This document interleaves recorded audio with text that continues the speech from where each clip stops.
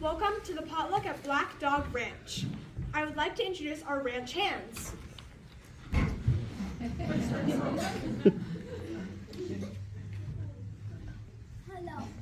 Hello, my name is Snakes, and I am a snake dog. I really like the color yellow.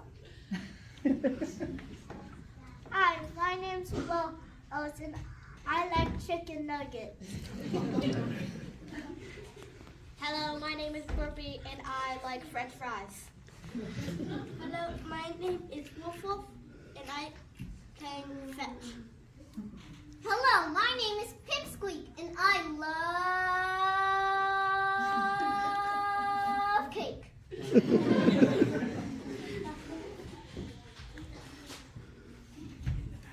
My name is Cindy, and I love the color orange. My name is Johnny, and I love getting to go home and just watch TV. My name is Charlie, and I like poetry. Hey, I'm not a dog, I'm a cat. Introduce you to. My name is Sophia, and I like to slap dogs that are annoying with my whiskers.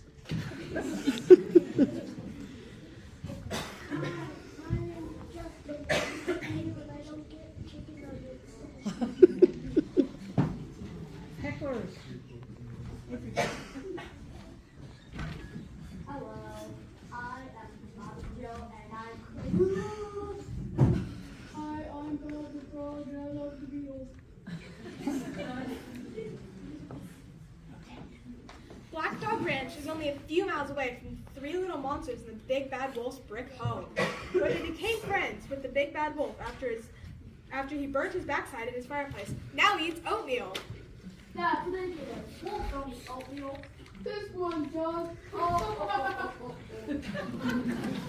And on this day, many people have come to Black Dog Ranch to enjoy the potluck, and it's also Pipsqueak's birthday. But don't say anything, it's going to be a surprise. We made him a cake and all, so keep it a secret. Here come our guests. You dogs set up the chairs and tables, okay? Okay.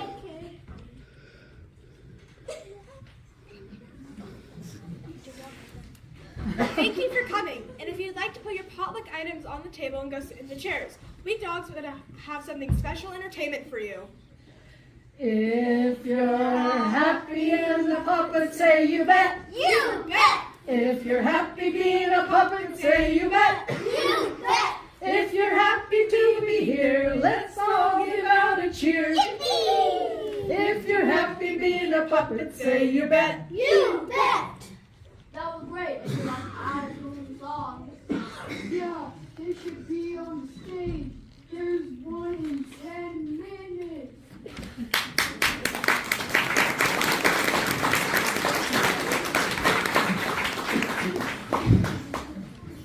After the entertainment, everyone enjoyed the potluck.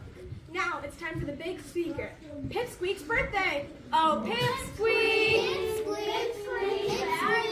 Pipsqueak, where are you? But no one can find him. They called out for the dragon who lives in the castle down the road. The dragon agrees to fly over and try and find him.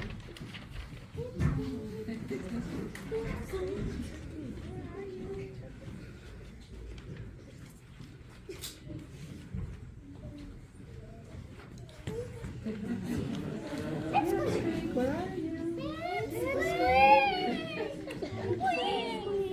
We need to. Pipsqueak is something very important. Pipsqueak. They all thanked the dragon. Well, it's starting to get late, and we need to cut the cake. Maybe if we start to sing, you can hear us and come back. Happy birthday to you. Woo! Happy birthday to you. Woo! Happy birthday, dear Pipsqueak. Surprise! Whoopsie! I've always wanted a surprise birthday party. Happy birthday, Pipsqueak. Happy birthday, Pipsqueak. got the last laugh?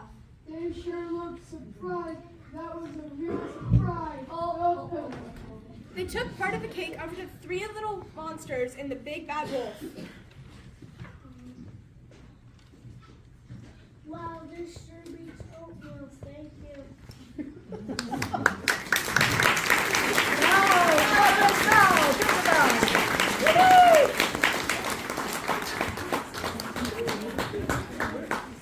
Okay, looks good. I sent to you our Storybook Theater grades 2 to 4. So Yes, and there's not much more I can say except for we practice the 4 important principles to theater, and that is, can anyone tell me one? Believe. Believe. Control. Yes. Movement. Yes. What's the last one? Participate.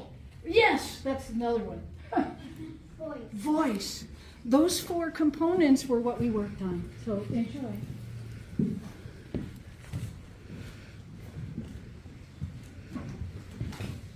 Okay. Up to you. The Jade Stone, a Chinese folktale. Scene 1, Samuel's Garden. Action. Oh. Hold on. This one, he's going to tell you a little bit of a preview of what the story is. The Stone Carver. Must choose between the emperor and the stone. Oh yeah. Wait. Jade Stone, a Chinese folk tale.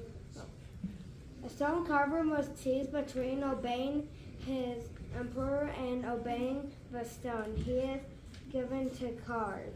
Scene 1, Samuel's Garden. Action. Very good. Long ago in China, there lived a stone carver named Chandlo. Chandler spent his days carving boards and deals and water buffaloes from the color stones he found near the river. His young apprentice asked,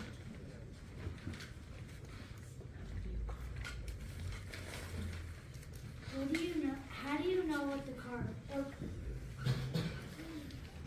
I always listen to the stone. I always listen to the stone. Replied Chandlo. The stone tells me what it wants to be. People came from near and far to buy Chandler's carvings.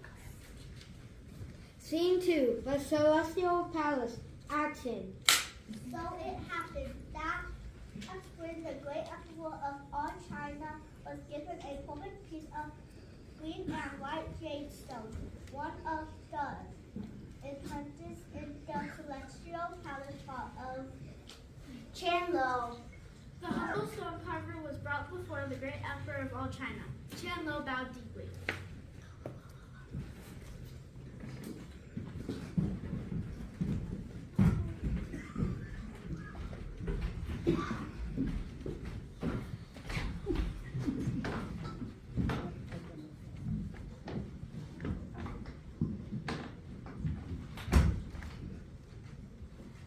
I want you to carve a dragon. The emperor commanded, a dragon of wind and fire. I will do my best to please you. The emperor's men carried the precious stone to Chandler's garden. Scene 3, Chandler's Garden. Action. Chandler has never seen such a perfect piece of jade. The green and white of the stone was like moss tangled in snow. The great emperor had commanded a dragon of wind and fire. Chandlo wondered if that's what was going on with its beak. He spoke to it. Here I stand, O noble stone, to carve a creature of your own. Whisper signs and sounds from rock that I, your servant, may unlock. Chandler and the apprentice bent down and put their ear to the stone. From deep inside came a gentle sound. Pata, pata, pata. Do dragons make that sound? Chandler wondered. Yes. Perhaps a dragon's tail splashing in the ocean says, "Pata, pata."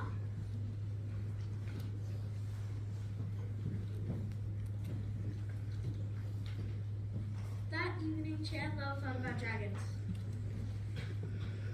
But late at night, in her dreams, she heard Pata, pata, Pata, ta, ta. Pata. The next morning, Chandler went to the garden. The stone was sparkling water green in the moonlight, the morning light. Here I stand, O noble stone, to carve a creature of your own. Whisper signs and sounds from rock that I, your servant, may unlock. Chandler put his ear to the green and white jade and listened. Bubble, bubble, bubble, bubble. Do dragons make that sound? Chandler asked himself.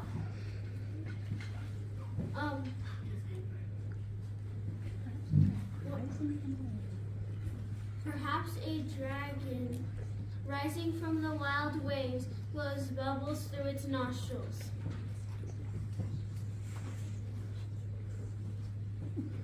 That evening, Chandler again tried to think about dragons.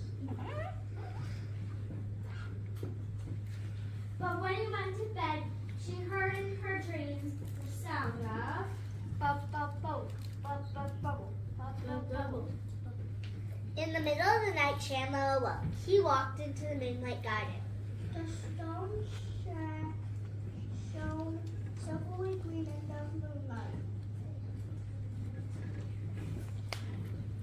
Here I stand, O noble stone, to carve a creature of your own. Whisper signs and sounds from rock that I, your servant, may unlock. He put his ear to the stone. Silence. Chandler ran her hands over the jade. Her fingers felt tiny ridges. And ridges made a sound. Sa, sa, sa, sa.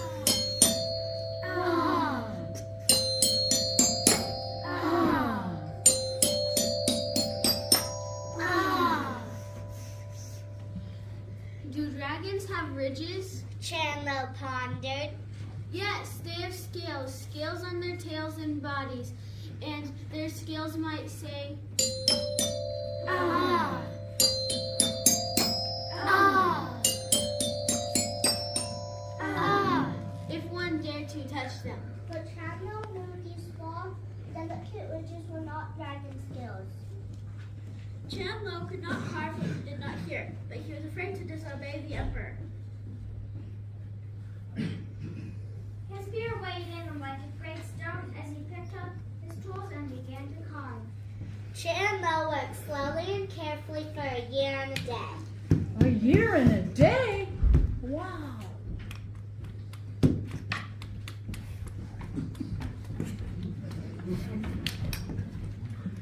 Finally, the pond was complete. Early in the morning, before the birds were awake, Chandler and his apprentice wrapped the jade in carving in a cloth and set out for the celestial palace.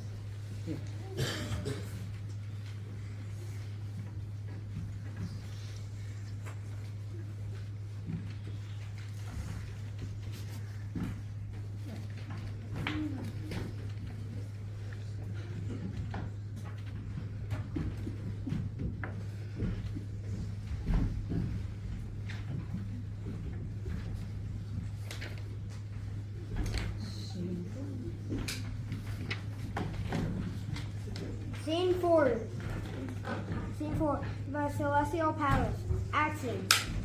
Chandler entered the great hall, where the three advisors sat waiting for the great emperor of all China. They placed the Jade Stone on the table in the center of the room. Soon the emperor's advisors grew curious. They scurried to the Jade Stone and peeked under the cloth. No dragon.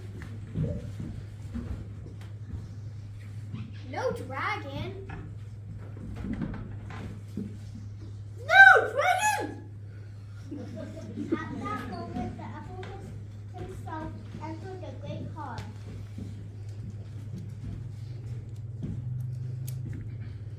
Show in fire. The advisors whisked the cloth away. This is not my dragon. Punish her. Punish her. Punish her! Wrong one. Chandler's knees shook like ginkgo leaves in the wind.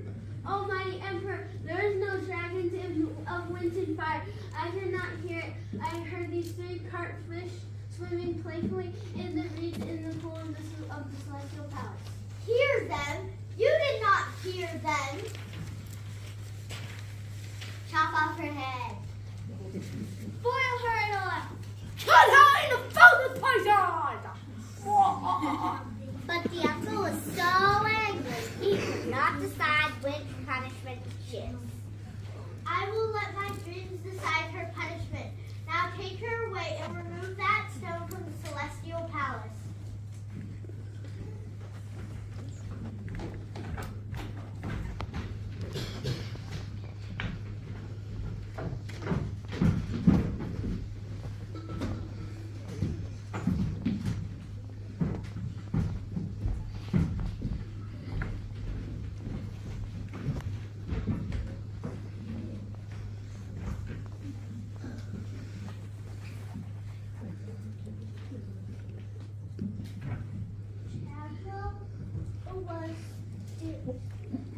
Dragged down many blue flights of stairs and flew into a black prison cell. The coffin was placed near the egressing door. That evening, the emperor thought about dragons. But late at night, in her sleep, the emperor dreamed of fish playfully slapping their tails in green water. Pata, pata, pata. In the morning, the emperor's advisors asked, What dream have your punishment chosen? My dreams have still not yet decided.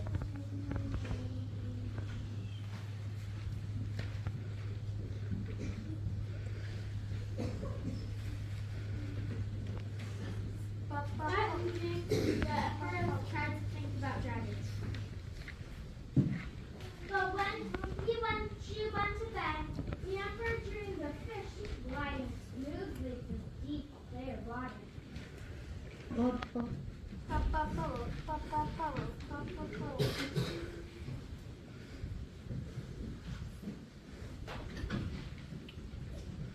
In the morning, the emperor's advisors again asked him, What punishment have your dreams chosen? My dreams have still not yet decided.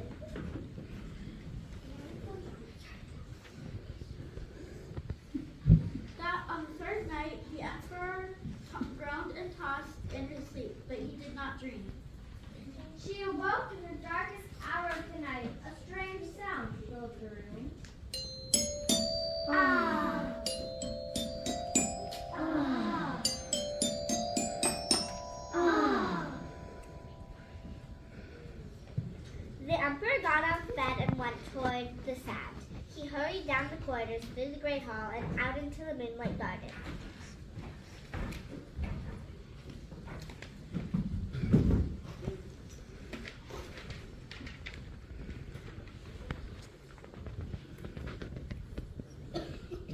Bill by the reflecting pool was the Jade Stone. Next to it stood the apprentice, running his fingers down the skills of the dueling.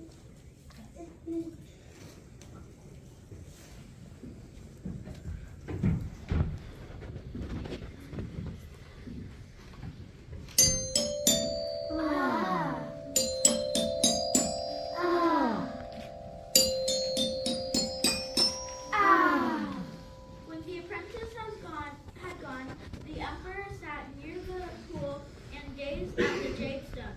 The shining, slippery scales of the jade part glowed in the moonlight. The fishes' slippery bodies were reflecting in the pool. They seemed to be ready to flick their tails and swim among the reeds. The emperor remained by the pool until her advisors found her at sunrise.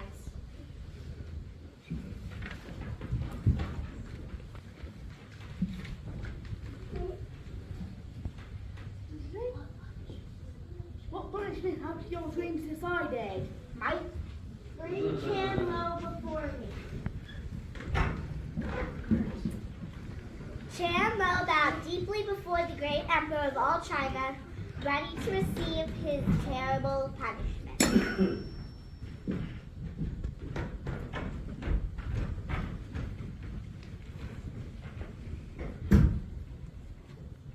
You have disobeyed me, Chan-Lo, but you are a brave woman to defy the great emperor of all China.